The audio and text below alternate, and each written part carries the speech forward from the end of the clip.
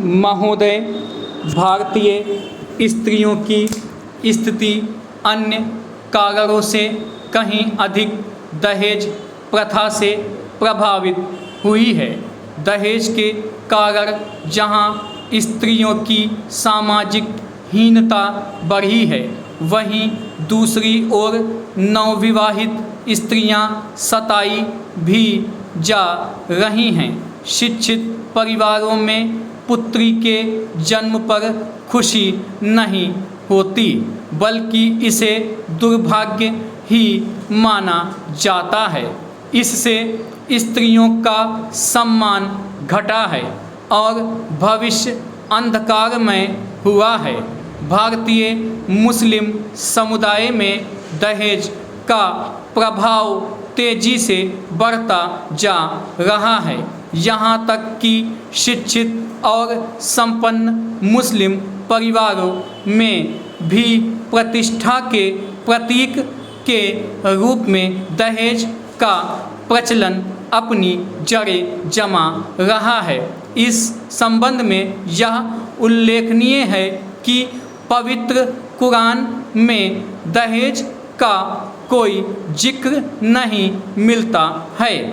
इस्लाम के वैवाहिक नियमों के अनुसार निकाह के बाद पति द्वारा पत्नी को आर्थिक सुरक्षा के रूप में मेहर दिया जाता है, लेकिन शोध से पता चलता है कि मुस्लिम समुदाय में मेहर की राशि तो कम होती जा रही है और दहेज जैसी कुप्रथा बढ़ती जा रही है।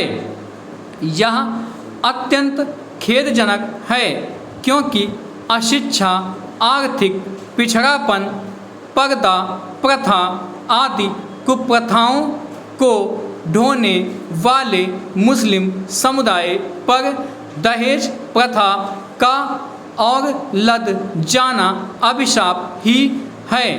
पैरा प्रश्न यह उठता है कि कुरान में दहेज का जिक्र न होने पर भी इसका लेन देन किस आधार पर शुरू हुआ।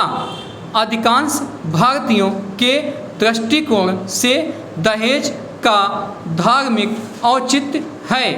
इस संदर्भ में हजरत मोहम्मद की पुत्री के निकाह का उल्लेख किया जाता है।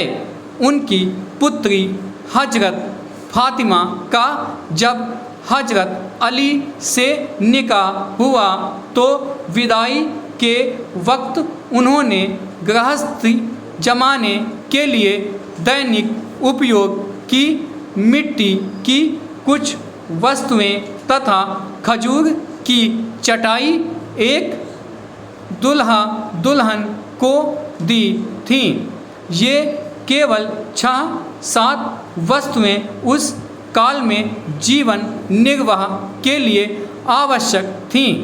हजरत फातिमा के निकाह के समय मोहम्मद साहब द्वारा दी गई इन्हीं वस्तुओं को भारतीय मुस्लिम समुदाय दहेज कहता है और दहेज का लेन देन करना चाहता है, क्योंकि यह भी मान्यता है कि मोहम्मद साहब के कार्यों को दोहराने से व्यक्ति पुण्य का भागीदार बनता है। परंतु वे लोग इस संबंध में यह नहीं समझते कि मोहम्मद साहब ने तात्कालिक समस्या को हल करने के लिए सामान दिया था, क्योंकि उनके दामाद विवाह के पूर्व उन्हीं के पास रहते थे। अलग घर बसाने के लिए उनके पास कुछ भी नहीं था।